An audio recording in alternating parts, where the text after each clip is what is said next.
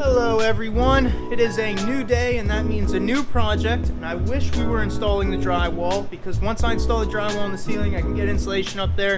It's going to be way warmer and that heater's not going to run as much, but that is not what today is. Today is finishing up all the electrical. So first video was the outlets, lights. First video was the lights, second video was the outlets. The third piece is, if you watched the light video, we installed a 3-gang outlet box up there.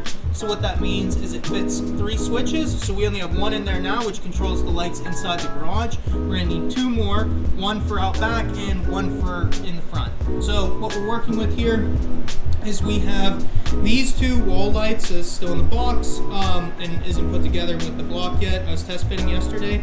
These 2 lights to go on the front of the garage. The audio is terrible in this video, so what I'm explaining here is that I'm going to put 1 light on the right side of the garage and 1 light on the left side of the garage. I'm going to run the wire over from the switch box to the left light and then over the garage door to the right light.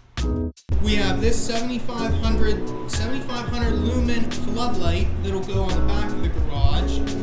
The plan is to put the floodlight right there, tilt it up a little bit, and then it'll illuminate a good section of the backyard, and then I'll be able to watch the dogs run around and play when it's nighttime, because when it's nighttime the lights around the outside of the fence don't light up the yard bright enough so I can see, so I'll put a floodlight up there. And then we have all the mounting hardware to go with them, the wires over there in the pile with electrical. So the steps today are we're gonna run all the wire. I need to run the wire out of that switch box, 2 more wires, one that's going to go out and to the right to the backyard, one that's going to go out into the front towards the front of the garage. So that's going to be. So as far as planning, there really wasn't much I needed to decide. I needed to pick out a location and I needed to pick out what lights. I already had the 15 amp breaker that could support a couple more lights. Even the floodlight, since it's LED, it uses less wattage than one of the lights inside if I would install an incandescent light bulb instead of an LED light bulb. So as far as location for the backyard, I knew I wanted a light that I could see the dogs at night.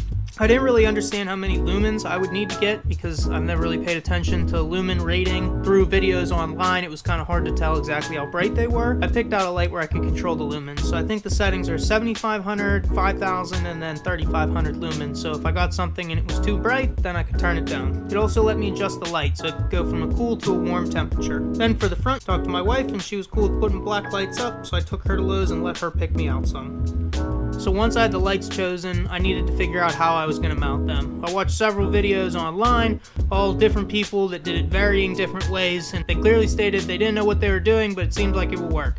So I went and I got a couple different options. I'm going to show you 2 different mounting blocks in this video, one of which contains a box that will house the wires, and the other where you have to supply a box, a newer old construction box. I also chose these specific ones because I have siding and they were made for siding. They both include integrated J channels, so I didn't have to buy the J channel separate.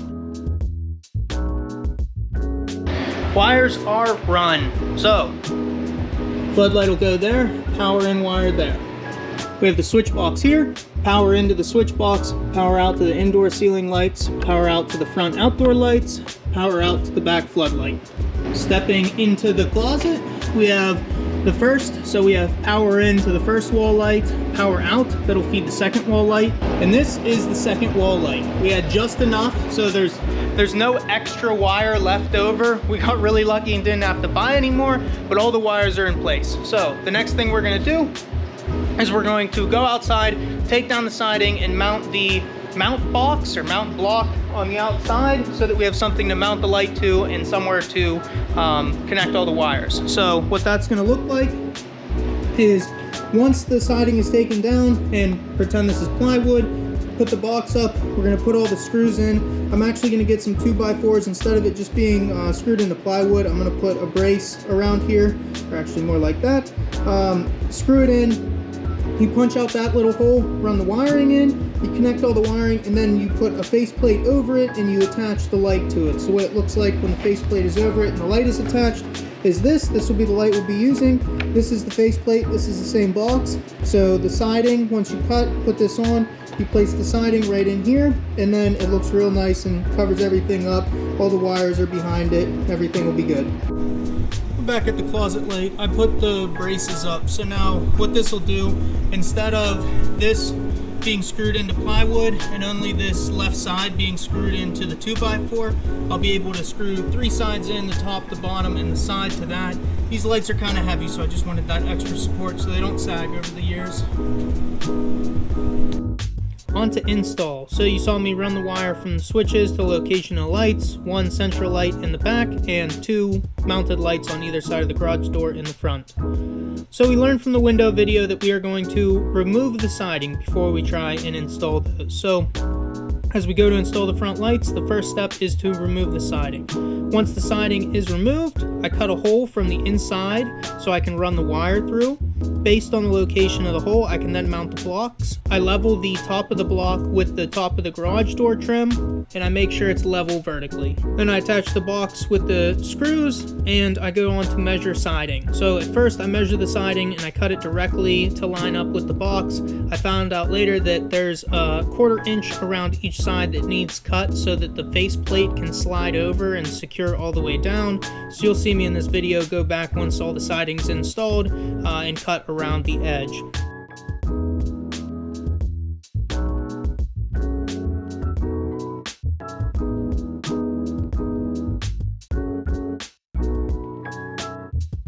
Alright, we're about halfway through. It is snowing like hell out here. And this is so much easier to do once you take the siding down. So we have that one that's already done, but this one in the earlier stage. So we took the siding down, put the box up, drilled the hole in, fastened all the screws, didn't have to worry about pushing the siding out of the way or fastening anything. Absolutely beautiful. So then we have to cut the siding.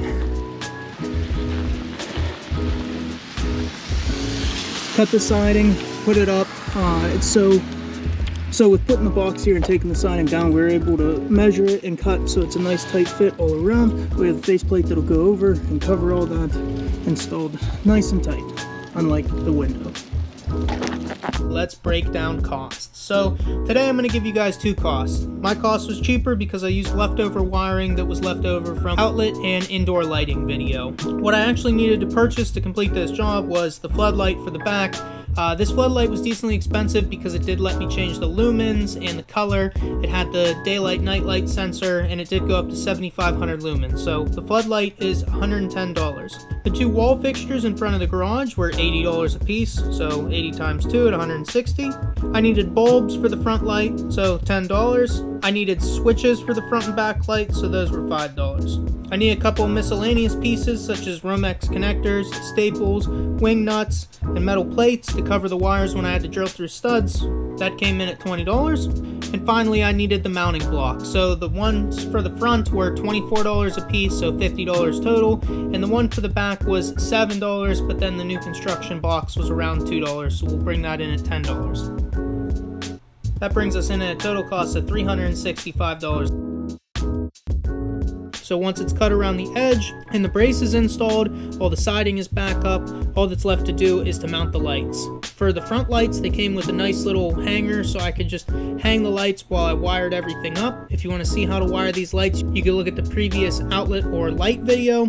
Then once they were all wired up, all I did was lift the lights up and attach it to the supplied bracket, which is attached to the mounting block.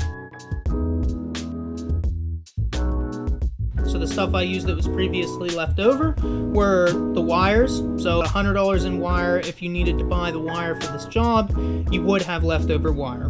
You would also need the box that we mounted the switches in, a couple of dollars there, and then you would need a 15 amp breaker, which would be another $10.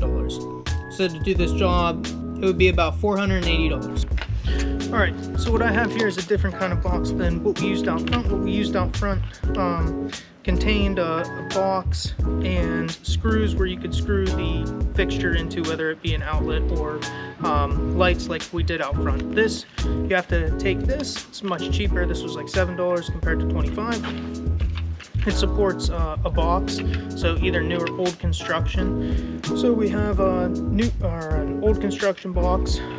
So that has the little flanges on the back. And then I also cut a piece of drywall with a hole in it. It has markings on here where you cut out the hole to make this a little bit stronger. So put that in there. And then this goes, well, Well, I need to loosen this up a little bit, but this will go in here. But first we have to mount this on top of there, and then we'll drill the hole because this needs to sink through. We'll feed the wires through this. We'll seal everything up, and then we'll put the light on. It'll be all good.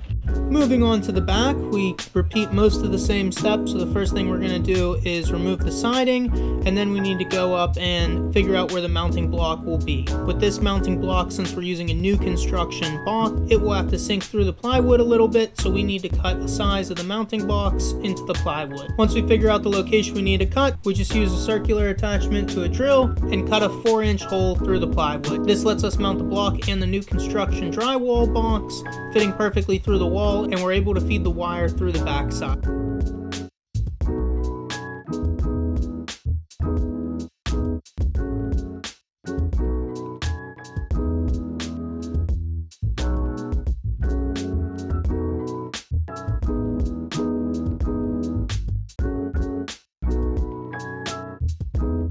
The wire is fed through, we then bring the floodlight and attach the 3 wires, the neutral, hot, and the ground. Again, watch a previous video if you want to see how that's done.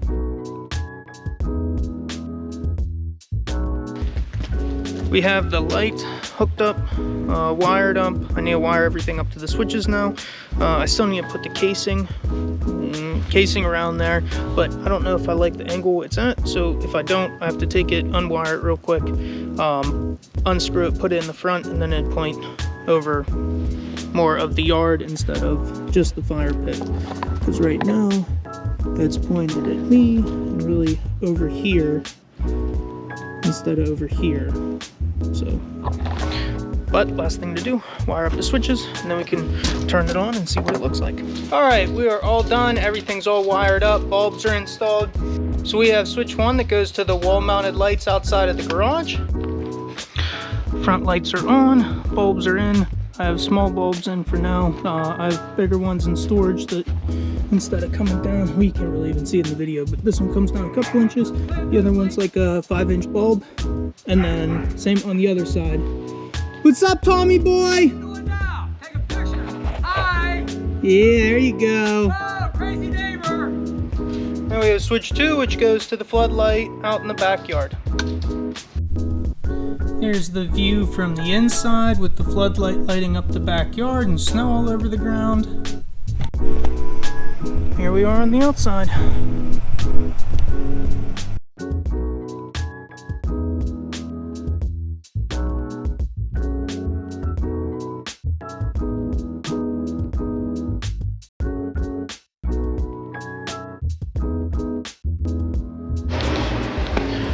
Alright, it is a couple days later and we are going to wrap up the light video. As you can see now, we have the casing on and we have decided that is where the light will stay. It's real windy out there, so I wanted to wrap up the rest of the video in here. But yeah, the direction the light is mounted is perfect because the lights around the edge still illuminate the little bit around the edge, and the light really stops right there, so it shouldn't be shining in anybody's window. No one should complain about it, but it still lights up this whole area and then enough over there so I can see all the dogs running around at nighttime, especially when I have the lights off in here.